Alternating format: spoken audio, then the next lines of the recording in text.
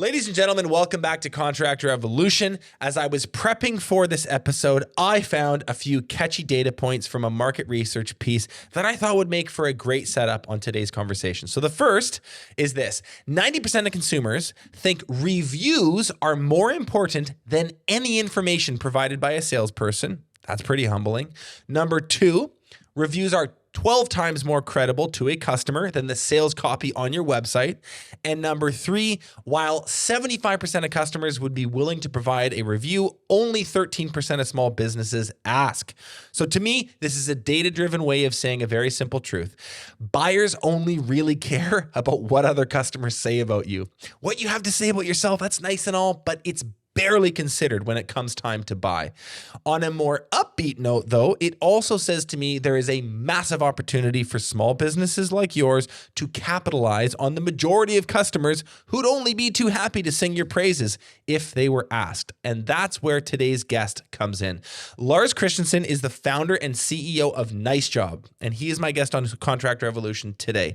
NiceJob is a reputation marketing software that turns your customers into vocal fans to grow your business. Among other things, their platform makes review writing and posting as frictionless as possible for your clients. Now, today's conversation is about reputation marketing in general, but more specifically, why a 4.8 out of 5 Google rating is actually better than a perfect 5, how many Google reviews you need to get that critical mass that customers trust. We talk about the moment of peak excitement and how to use that precious window with your customers to capture the best reviews possible. We talk about how to deal with the dreaded one-star reviews when they come in, both on-site and online. And lastly, how to multiply the ROI of your good reviews by converting them into website content, social media posts, and even paid ads. Listen, guys, social proof is everything. Let's learn from Lars how to make the most of it. You're watching Contractor Evolution, where we unpack the systems, tactics, and skills you need to take your fast-growing contracting business to the next level. You're here to learn what it takes to scale up, work less, and increase profitability. You've come to the right place. Stay tuned to learn what separates the new breed of contractor from the old school, and welcome to your ultimate guide on the business of contracting. Lars, it's good to see you. Welcome to the show. Hey, Benji. Thanks for having us. You're another Okanagan native, so I don't know if you're a native necessarily, but you live there. You're in my neck of the woods, so it's good to have a local guest on. Let's start with an easy one, okay? What is reputation marketing? Well, you really started with an easy one. I think probably the easiest way of saying what reputation marketing is if you're going to choose a restaurant to go eat in tonight, Benji, what are you going to do? How are you going to find it? I'm probably going to Google something. Yeah, you're going to Google something, and then who are you going to read? I'm going to look at I go to maps, I'll type in restaurants, I might filter by cuisine type, and then I'm just going to look at stars. I'm going to look at I'm going to say 4.1 versus 4.7. Oh, but the 4.1 has more reviews. I might look at some pictures. That's basically the decision-making framework. Yeah, and this is reputation marketing. So you've got the biggest difference with reputation marketing to other marketing is who's doing the talking. This is the change. All marketing is trying to communicate value. You're trying to educate somebody about the value that you're offering. And for the last 100 years, we've seen value education done through the voice of the company. You got 20s to the 50s. You had radio, newspapers. 50s. You got TV. Got all those ads about companies telling everyone that they're the best. 2000s, we get into the internet days, and now companies still are telling everyone they're the best. 2010s, we still see everyone telling their customers they're the best. Now they're doing it in a highly targeted way. But in all these cases, 100 years, we've just had companies saying, hey, we're the best, choose us. Mm-hmm. And that's how marketing's gone for a while. Reputation marketing is one fundamental change. It's not us saying we're the best, it's our customers saying we're the best. And that's super important. I think that change is, well, it's coming whether we like it or not. It's already here, and it's fundamental to how we do marketing. Can you outline the differences between reputation marketing and let's say reputation management, which I think is a term our listeners might be more familiar with. Reputation management, where there's an app that gets installed or there's a process that gets thought through and installed that helps you more or less just like limit the 1 stars. What's the difference between that and a more broadly defined reputation marketing? I think one is like damage control and risk aversion, and the other one is growing your business. So reputation management is like, like you said, it's what are people saying about me? What if someone says something bad? Yeah. How do I limit damage control? How do I respond to this really quickly? How does this not have detrimental effects? It's loss aversion. And, we all like loss aversion. Humans are more prone to loss aversion than creation of gain, unfortunately. But reputation marketing is growth. How do I grow my business? So it's arguably the single most important role that every business owner has to do. How do I get more customers? And reputation marketing is the answers for that. You said something a second ago that I really want to go deeper on. You said it's marketing is all about kind of educating the customer on what someone does. The difference is who's doing the talking.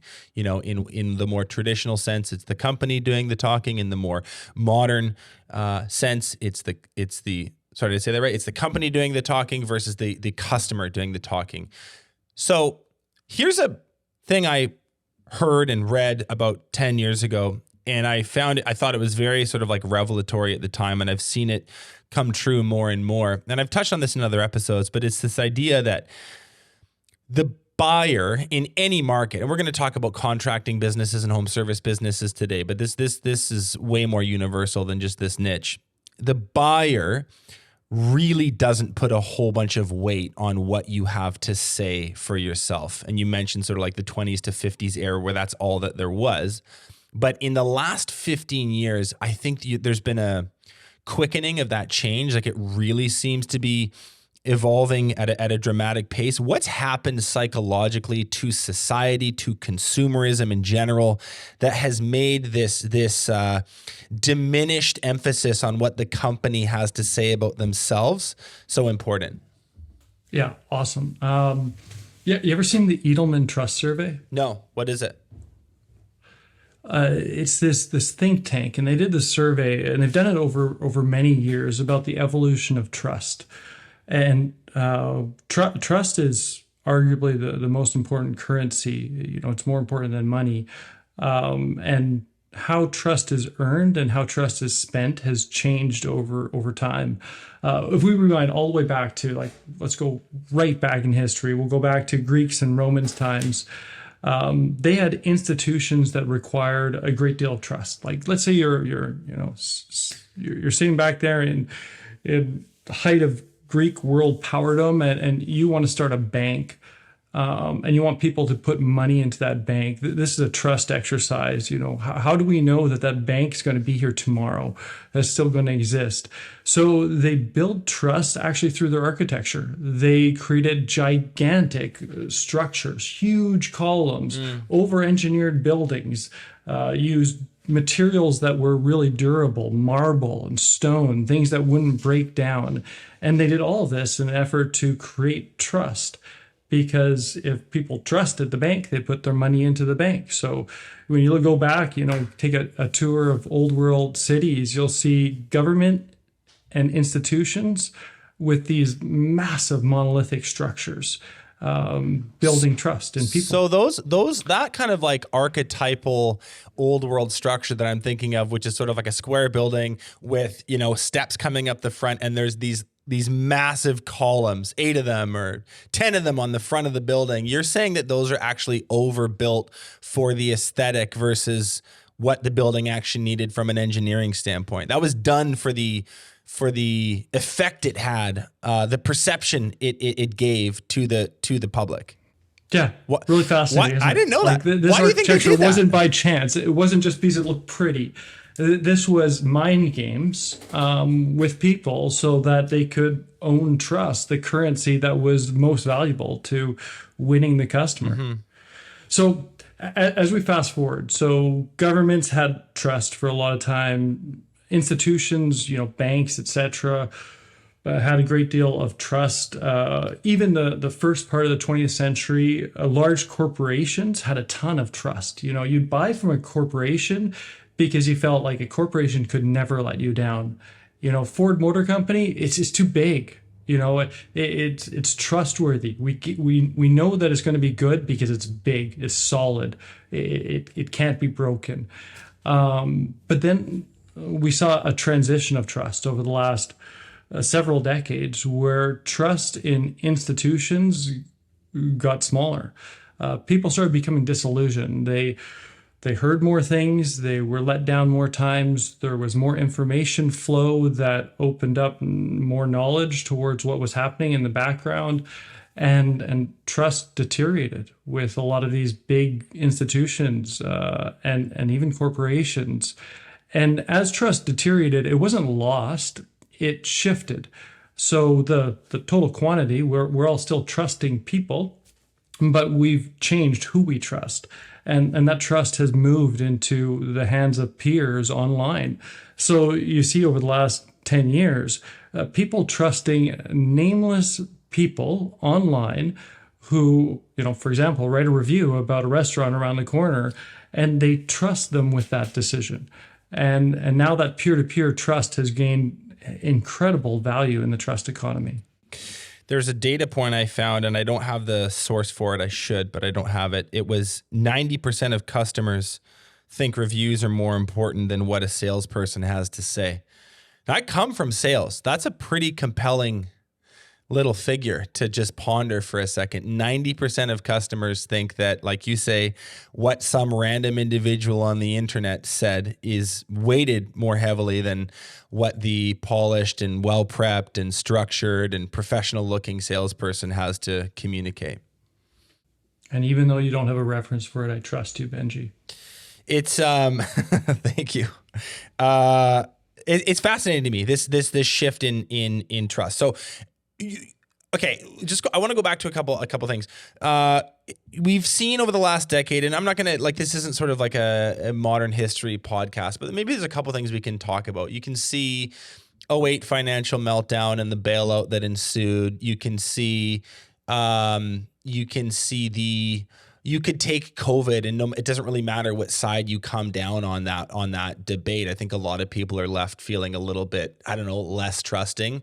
You can look at where inflation is at right now and some mismanagement of our money on the macro scale. Like, there are large things that have eroded sort of the buy-in level of large, big Goliath things that we used to have. Like, I think of my dad, who's the quintessential baby boomer, who when he's like he grew up in a time when you could trust Ford and you could trust Colgate and you could trust CNN, or if you chose to watch Fox, you could trust them. Like, that is just no longer the case. I'd say with the economy writ large, but certainly with younger generations as well. That level of sort of maybe not blind faith, but buy into the machine is gone, and that has had knock-on effects to how we do business with each other. Is kind of what you're saying, to summarize. Yeah, absolutely. You think about that typical purchasing activity. If we want to make a decision, the act of reasoning through a decision to a conclusion, it requires a lot of mental horsepower. And we're usually not willing to invest that into day-to-day decisions like purchases. So we validate our decisions. We love that because it's a shortcut to making a decision that we feel really good about. So we're great at validating decisions. And, back to the trust economy, we used to validate it based on what was told to us through advertisements by the corporations, through mass media.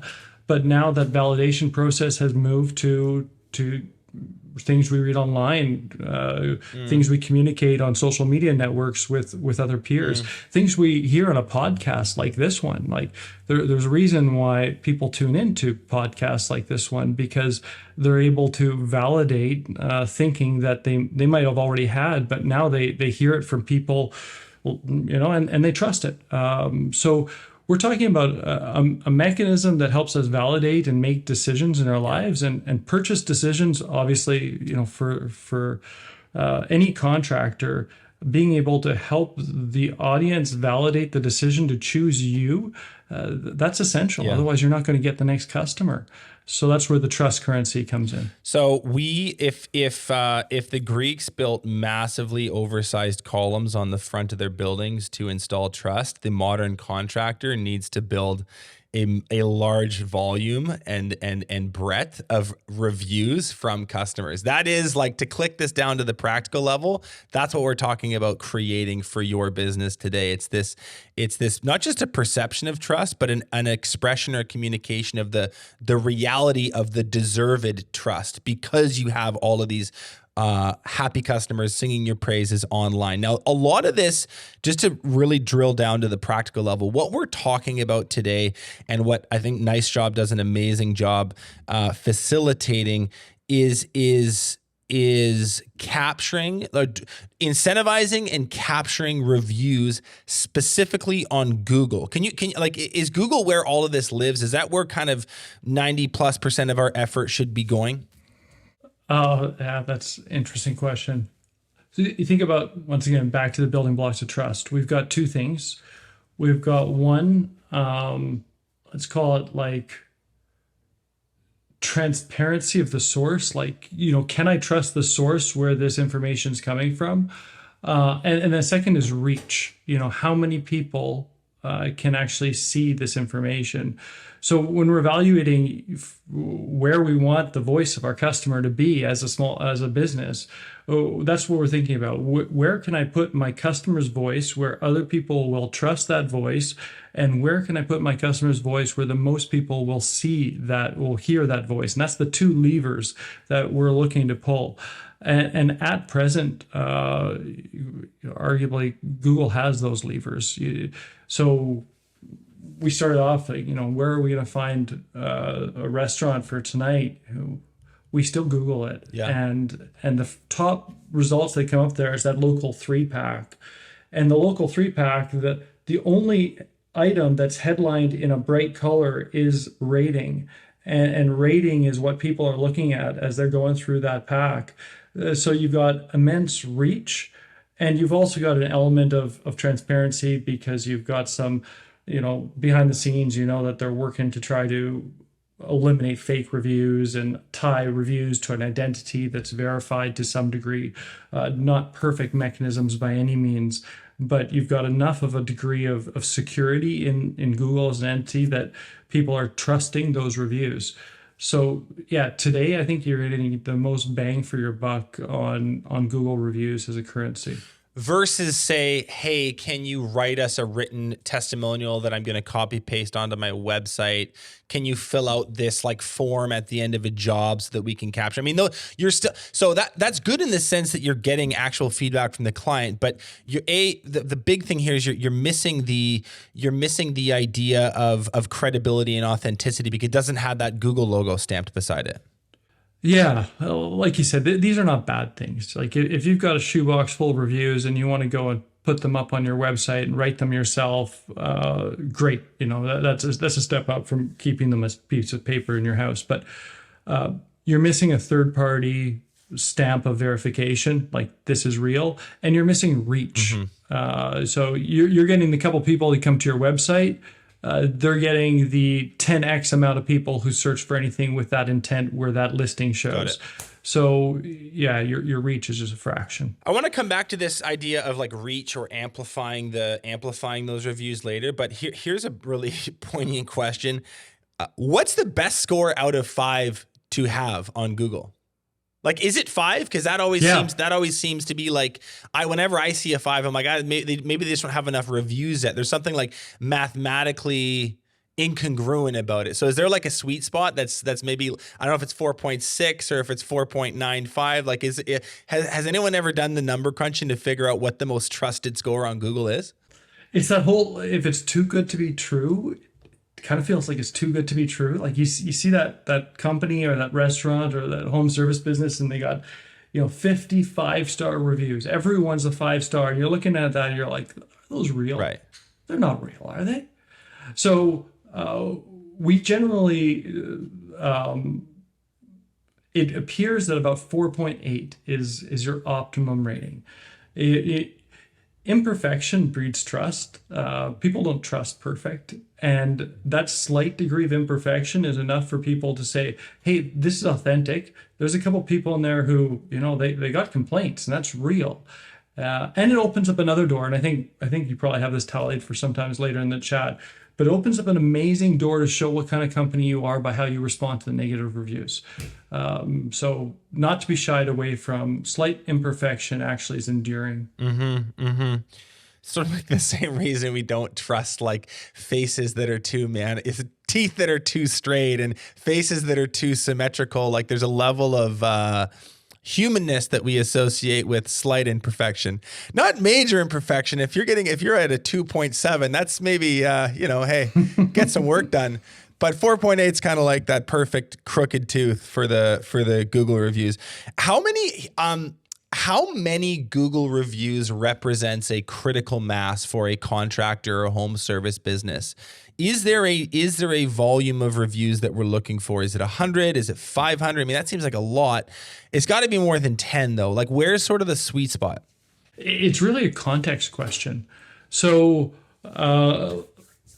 if you're in a local area and you're searching for the best plumber in Vancouver, and you look it up, and maybe you as a company, you're a plumber and you've got 50 reviews, 4.8 rating. You're like, I'm killing it. I got 50 reviews, 4.8 rating. I'm doing awesome. And maybe you would be, but you take that into a competitive market like Vancouver, and the next door guy has 200 reviews with a 4.8 rating.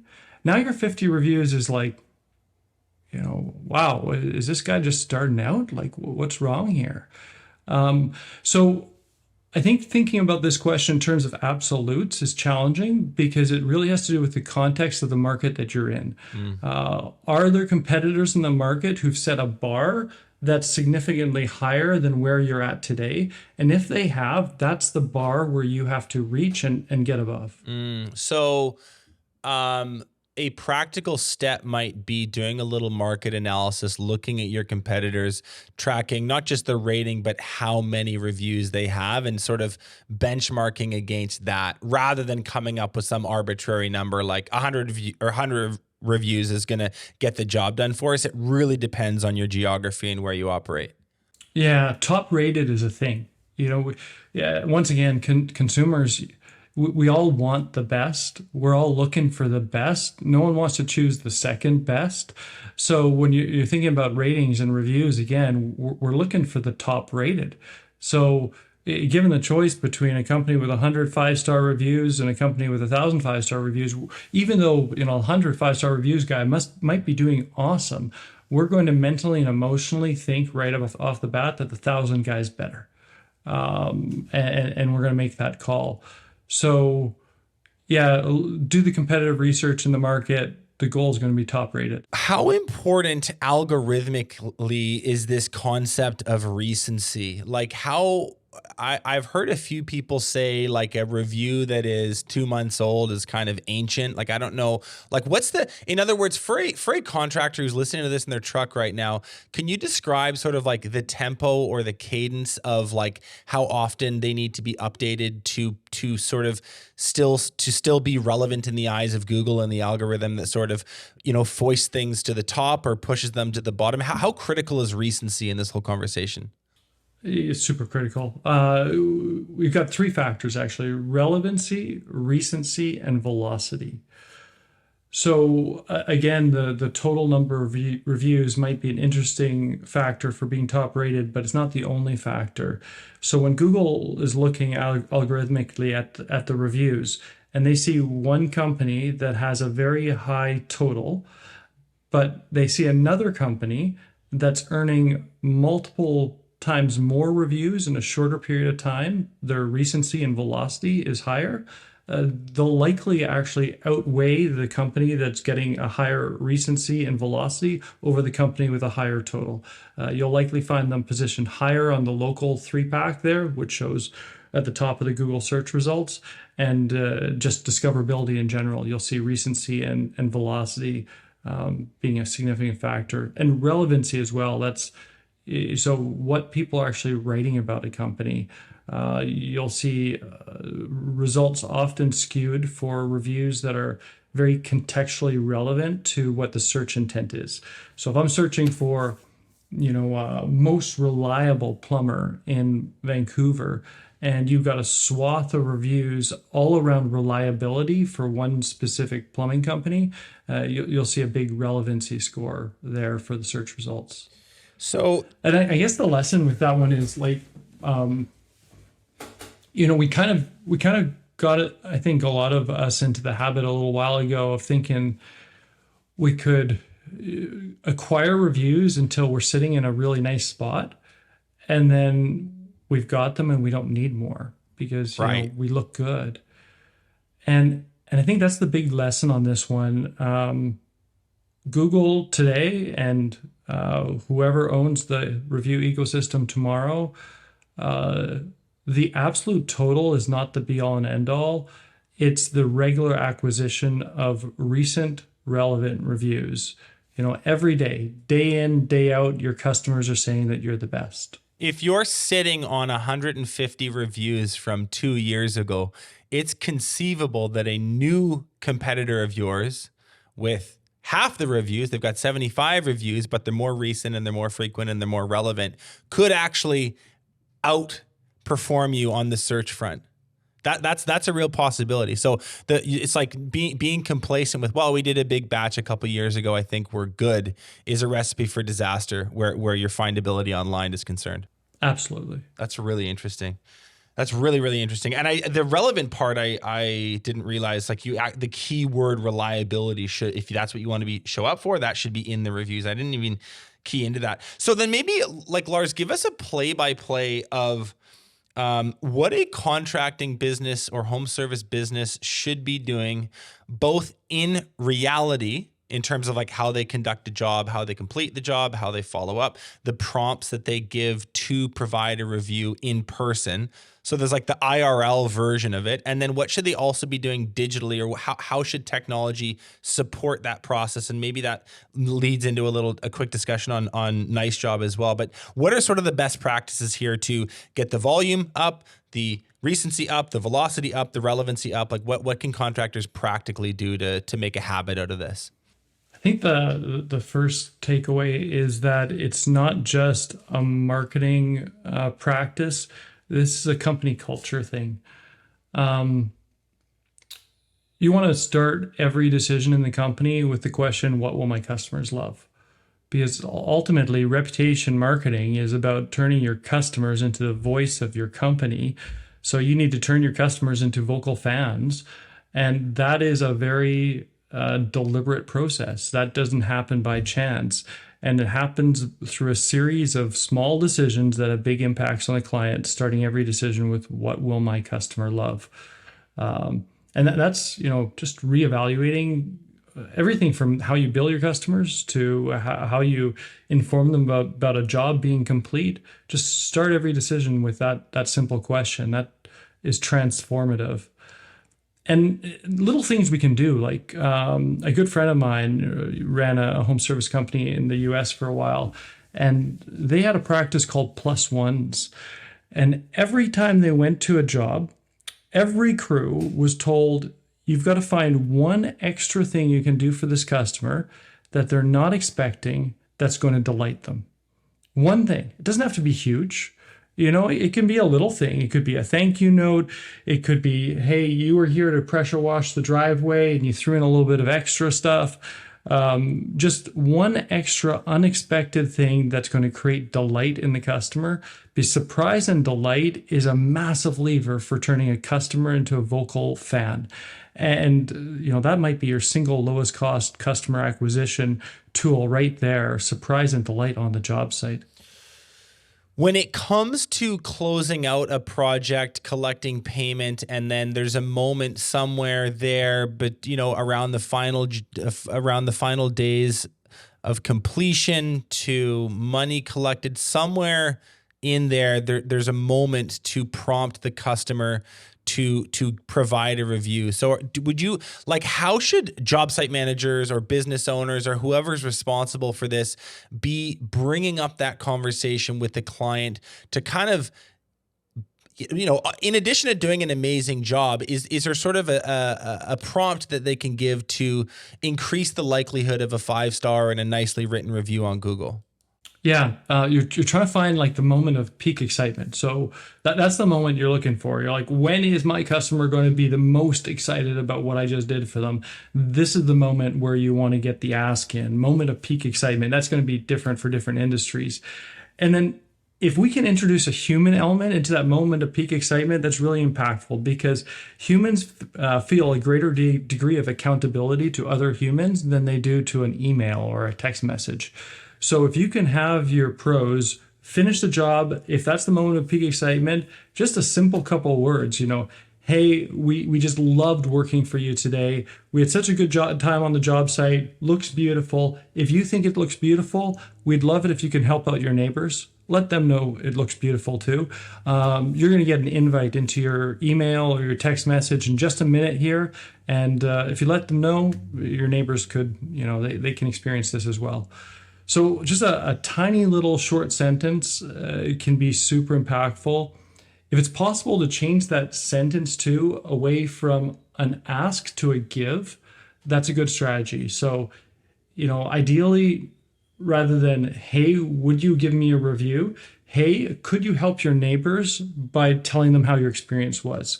Because now they're giving something of value to everyone in their community. And people like that. They like to feel valuable. They like to feel like they're giving to their community. So, little vernacular changes like that can be impactful on the human request. I love that term. And then I guess I love that term, moment of peak excitement. We just left a couple of weeks ago. We were at this leadership retreat with about 80 of our Breakthrough Academy members and team.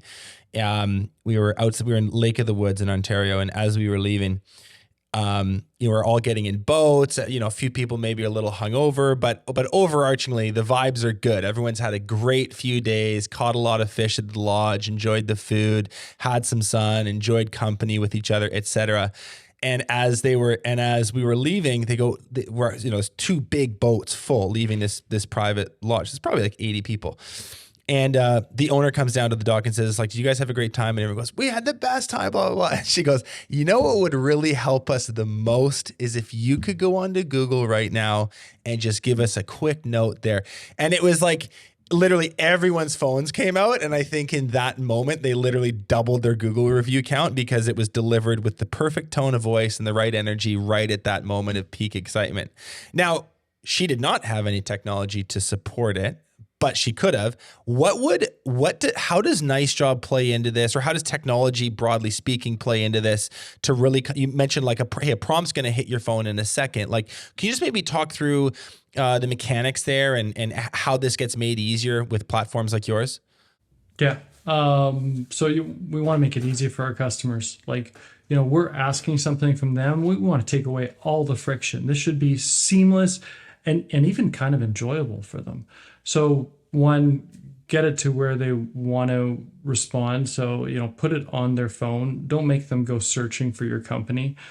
So we send automatically through text message to a customer's phone at the moment of peak excitement, a simple review invite. One click and they're in, they're writing the review. So that's something that NiceJob automates. We do it based on any trigger that you set up. So you can set up any peak excitement trigger in the background. So for example, let's say peak excitement is when you close off a job on your field service software. That could trigger the invite that goes out to the customer. And then that way, ideally, you haven't even walked across the lawn back to your truck yet, and they've got the message sitting on their device in their pocket with a one-click button to leave that review. Yeah. It just creates a simple, easy experience for the customer. Removing friction. Yeah, I like that. And yeah, you mentioned like, okay, this, I don't approach it just purely as a marketing ploy. This should be more of an identity piece for the company or kind of a cultural element of the company. But what are your thoughts on creating some incentives, dangling some carrots, if you will, for field staff job site managers, crew leaders, laborers, technicians, whatever kind of professional works inside your business. Have you seen success when business owners will offer, I'm just making this up, like a $50 bonus to the crew who gets a 5-star? Like, does stuff like that work? Are you an advocate for that? I'm a big advocate of incentives. There's a Charles Munger quote, if you want ants to come, put sugar on the floor. He's a smart guy. Incentives power human behavior. So if you want the right human behavior, create the right incentives. Yeah. And those incentives might be monetary, but it could also be recognition, celebrating your team members who've created the best experiences. Humans crave recognition. So play on the recognition and respect, show them how much you value them. Monetary is great too. Humans also crave money. So, monetizing incentives based on creating great experiences, absolutely. The key is our teams should feel that they are given the autonomy and empowerment to create the great experiences, and then given the reward feedback loop for doing it. So both those things are needed. Like, if we take away the autonomy required to create surprise and delight, well, they simply can't do it, and that happens sometimes in teams. You've got teams that might want to go above and beyond, but their autonomy is not there to be able to do it. And then if they have the autonomy and they do it, they should feel awfully special about it. We should be shouting it from the rooftops within the company that they've done this. So there's an identity piece, but there's also sort of like a structural piece to this as well, where you're kind of putting in place policies on the job site, incentive plans off the job site to really put your people in the field, who ultimately are it's their work that the 5-star review hinges on. You're putting them in this scenario where they really can deliver. That's why I really like that example of +1s. It sounded like your friend kind of gave those crews a lot of lateral movement to decide what that +1 was. It's not just an arbitrary cup of, we always get them a cup of coffee on day one. It's like, no, they can get creative with it. I can pressure wash the shed while I'm doing the driveway, or I can do this other thing, or come up with something totally new. Like, there's a level of freedom around how they want to deliver that, which I think, almost gamifies it to some degree. Yeah, it does. And it sounds simple enough, but there's friction acting against this. We want profitable companies. We want our crews to be efficient. We have schedules. We've got time that you have to keep to. We've got materials cost on site, equipment cost out in the field. So you have to balance the frictions that are going to act against the idea of a +1, because there are frictions with the benefits of creating surprise and delight with a mechanism like +1. And there's going to be a balance there that you're going to have to tune in with your company. Like anything, the pendulum can sway too far in one direction and then it's no longer effective. So as easy as it sounds, it actually takes a little bit of forethought. It does require flexibility and autonomy, maybe more than we're used to, if we want to be able to create that. The benefits, though, think about the value of turning one customer into a fan. Mm-hmm. And sometimes we don't think about, from a home service perspective, I think a lot of home service contractors have never thought of their customers as fans before. But if you're a home service contractor, you have fans. Fans are customers who value your service enough that they want to tell other people about it, and you have those. Mm-hmm. And the value of those is, arguably your single most valuable asset as a company. One leading VC said that their value estimation tool of a company, they would much rather invest in a company that had 100 passionate fans than 10,000 mediocre customers. Because this is what's going to create that hockey stick growth curve for you as a company. This is a health metric of a company that surpasses the revenue health metric that you're looking at on your books, because it's not showing you just the picture of who you are as a company today. Yeah. It's showing you the picture of who you will be a company tomorrow, because every one of those fans is going to tell their friends, and that's a snowball that can't be stopped.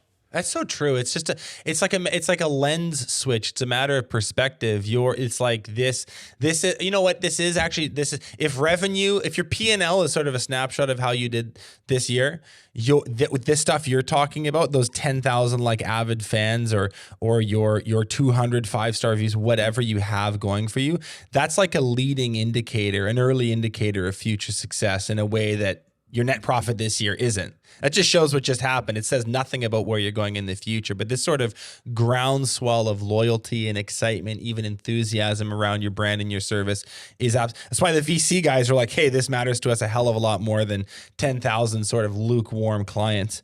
It even solves an ancillary issue. That's one of the biggest issues for probably almost every person listening to this podcast, and that's finding great people for your teams.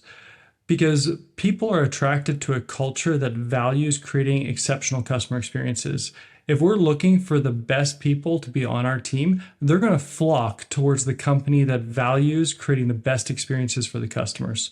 No one wants to come into a company where it's like, do your job, go home and don't care.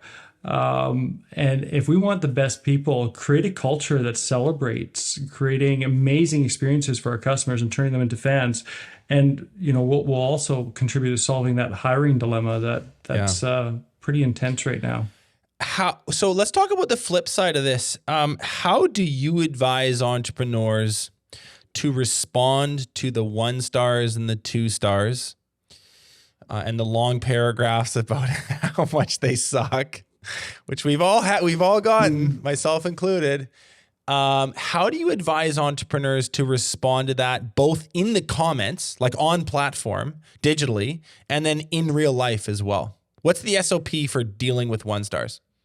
Take like as many deep breaths as you need before your emotions are gone.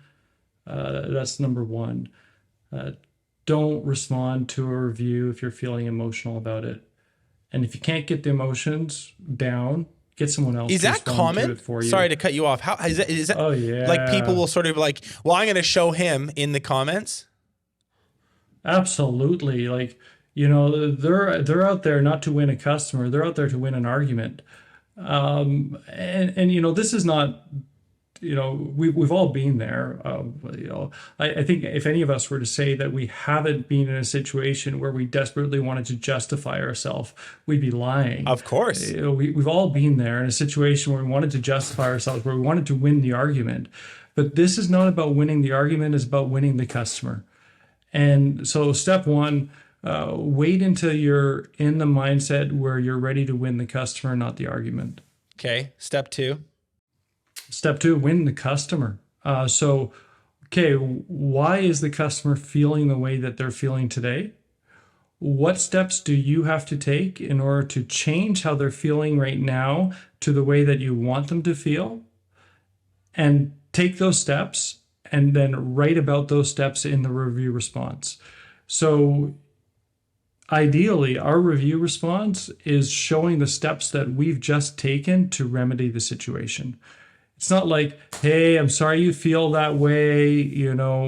We're really sorry this happened. Great. A bunch of sorries are okay. But what really shows what kind of company we are is, hey, I understand, if it's the case, we messed up. Here's what we're doing about it. This is the next steps that we're going to do right now. And this is how we're going to make the situation right for you.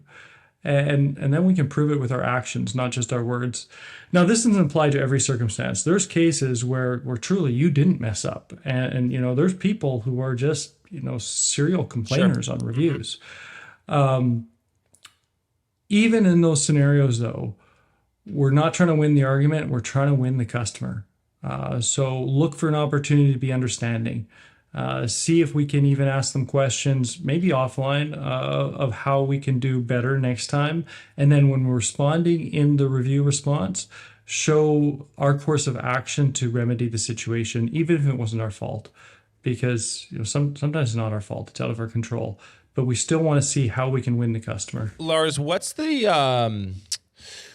is the grace period or sort of the statute of limitations on like how long do we have if you're pouring a cement foundation and it firms up and cures, you can't fix it. There's maybe a few moments there where a mistake can be corrected while it's still malleable and it's still soft.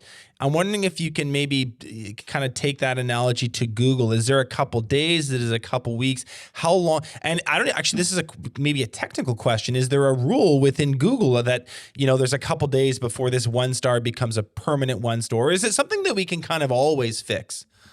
Yeah, so something you can always fix, though the friction for fixing it arguably gets much harder with the passage of time. So someone can always update the review that they've left. A year later, 5 years later, they can go and update the review that they've left on Google. And we get this, quite often with the companies that we work with.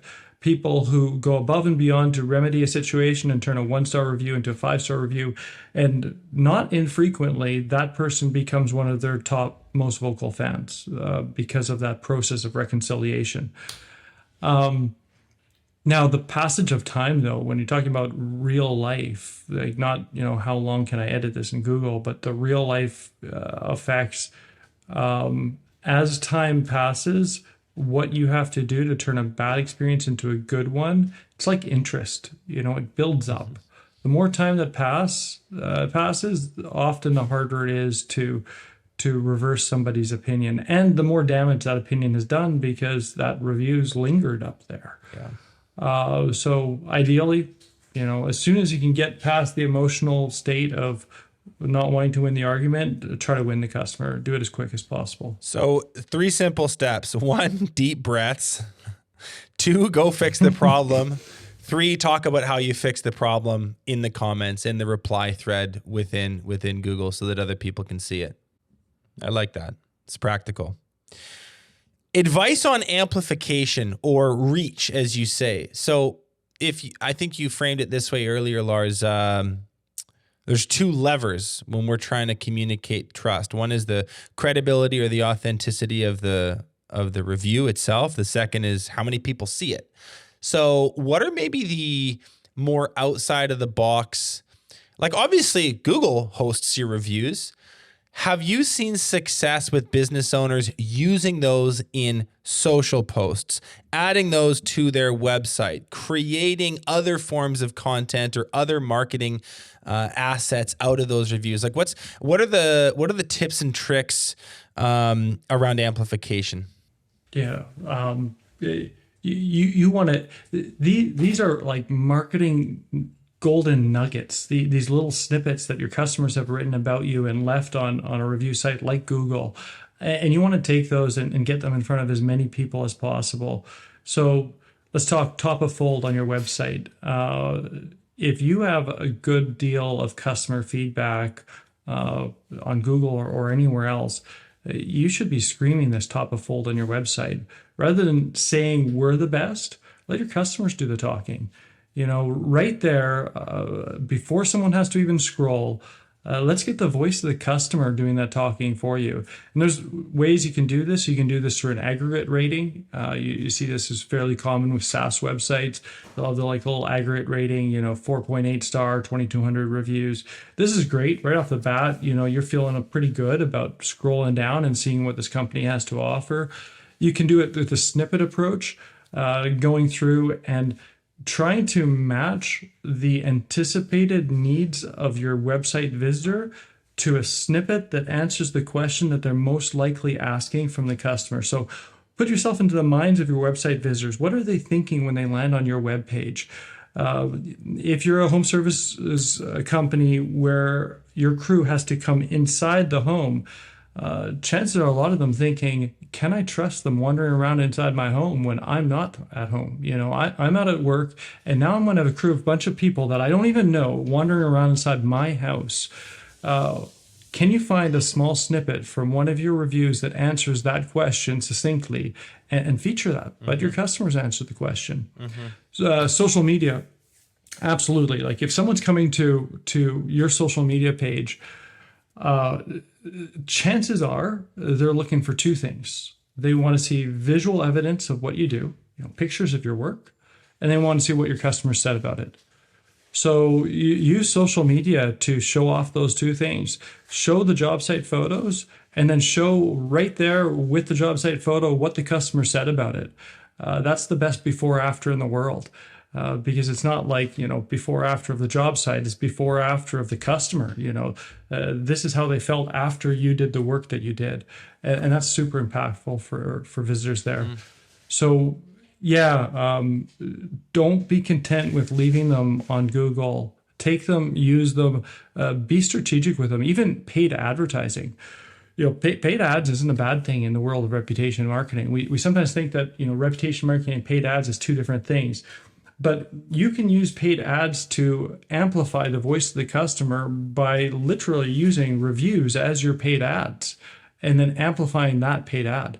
That can be super effective. Yeah, I love this idea of just like more juice for the squeeze, like multiplying the ROI. It's like I also like, I work in the brand marketing sales arena. And one of the things that I always think about when we decide to do anything is how versatile is this asset? Meaning, can it do 3 to 4 jobs at once, or does it only have one use case? And Google reviews are good for when people read Google. They're good for your website. They're good for your socials. You can spin them into paid ads. They are a very versatile thing. And that's for that reason, I kind of love the focus on that because of the knock-on benefits that you get downstream.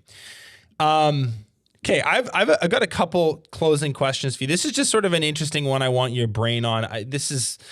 I'm selfishly kind of asking for myself, but I think the listeners will like it too. If the 2010s, if the 1950 to 2000 was like sort of traditional, Mad Men style company boasting about how great they are style advertising. And let's say the 2000s were, especially the 2010s, kind of like this sort of content, the zeitgeist was this sort of content marketing approach. And I'm sure I'm skipping a few chapters there, but what I'm trying to say is like trends, patterns, best practices evolve in brand and marketing and sales. What does the next 10 years look like in terms of emerging trends for marketing and brand that contractors ought to stay in front of? I don't see a reversal in the trust trend. Trust has diminished within corporations, institutions, and moved into peers. I can't see a U-turn happening on that. It doesn't seem like there's a high likelihood of suddenly people starting to trust corporations and companies again. If anything, I think that the level of trust in individuals and peers is just going to keep going up, and as the amount of connections that people have with online people grows. Mm-hmm. So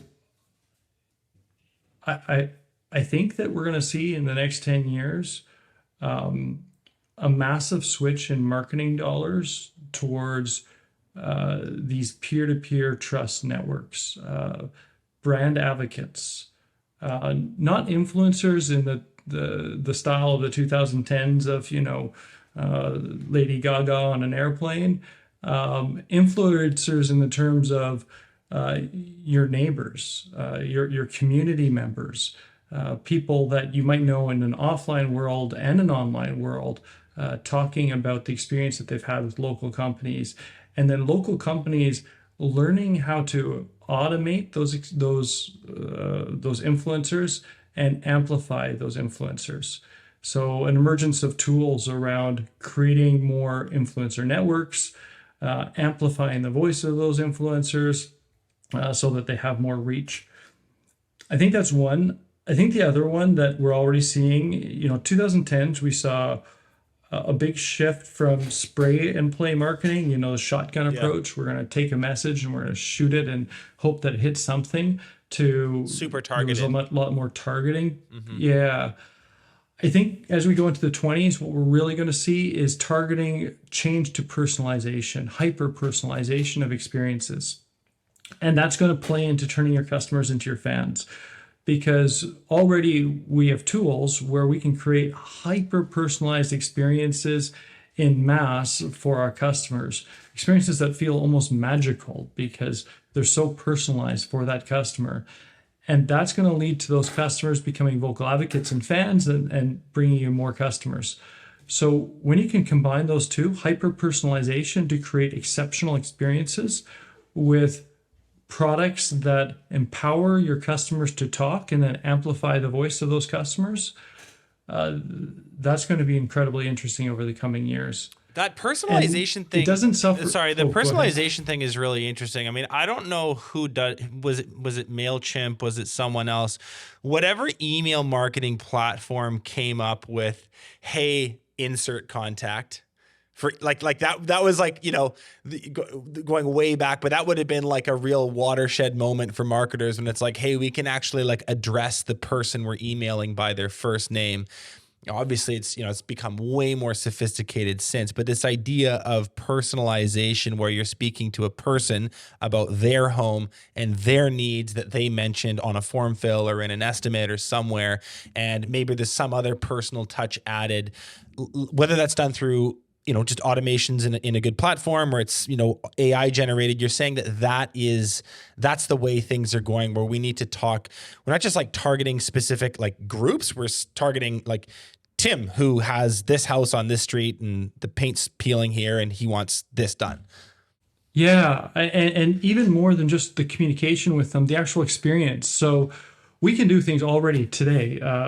For example, if we take a data set about a specific customer, including service that we've done for them before, interactions that we've had with them before, and the needs that they have today, we can represent that data set in a way that an AI agent can create a personalized program specifically for that customer that's tailored to make them exceptionally happy, and deliver that into the hands of our pros as they're walking up to the door to provide the service.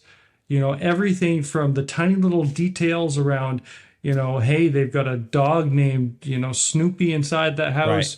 Right. Owner really loves Snoopy. Please pet him and say hi. To how they deliver the service. Their, landscaper, he's really particular about the fertilizer on his tomatoes.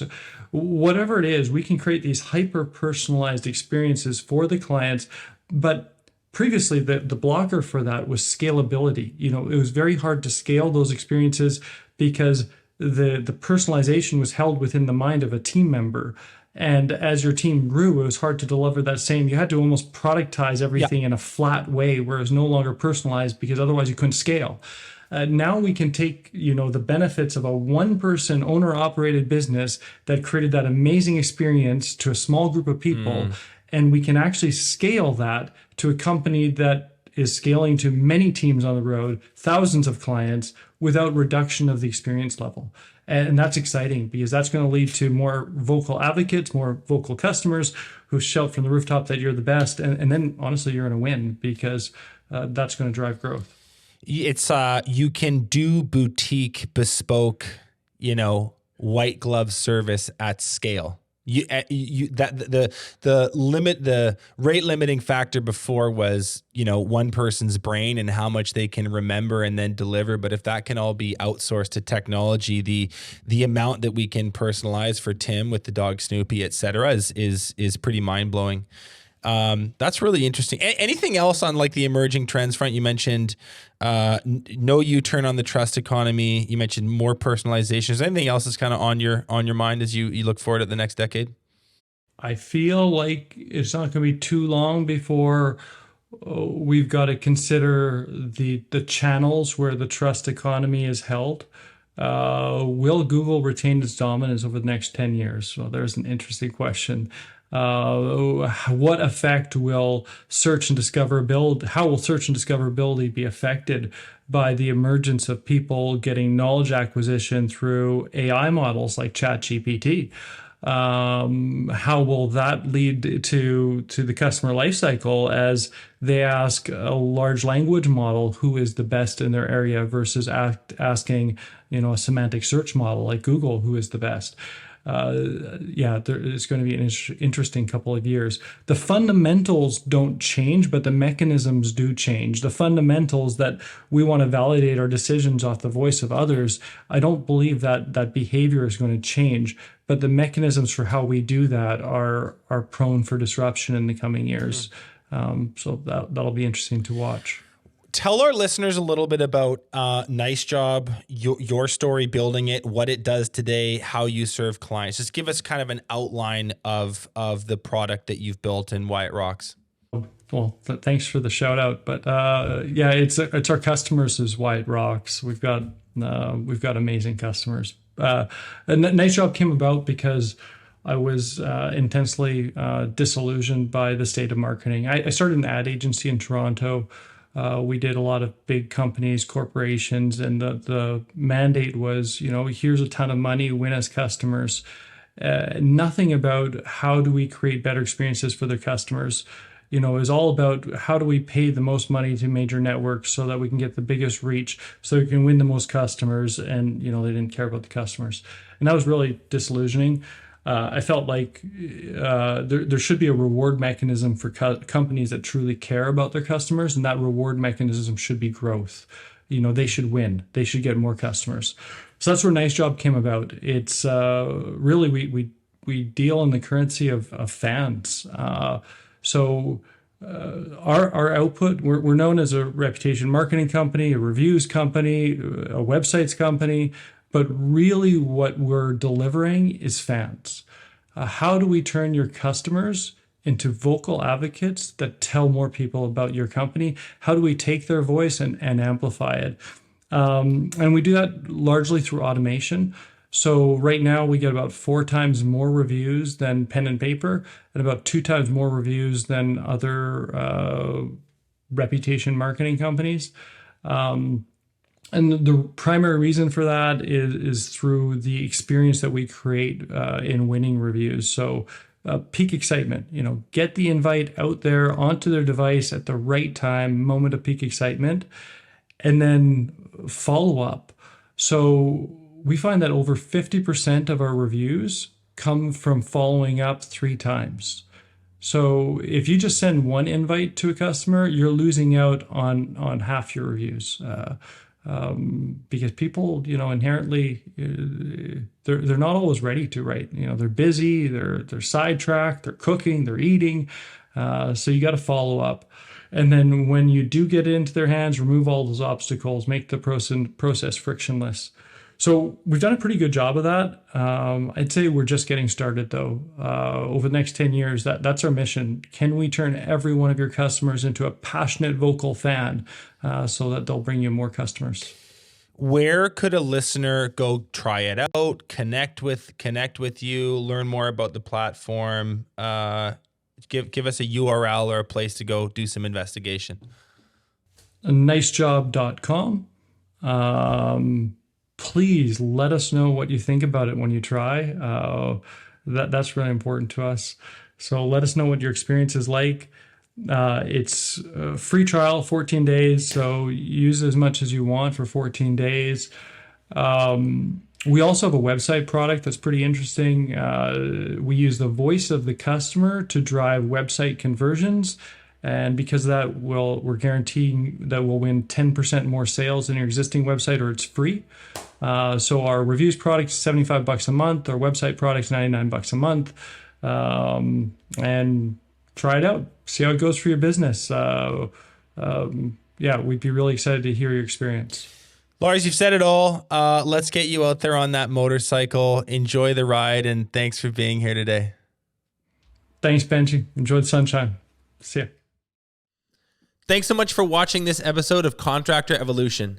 If you've already subscribed to our channel, consider sharing this episode with another contractor who you think needs to hear it.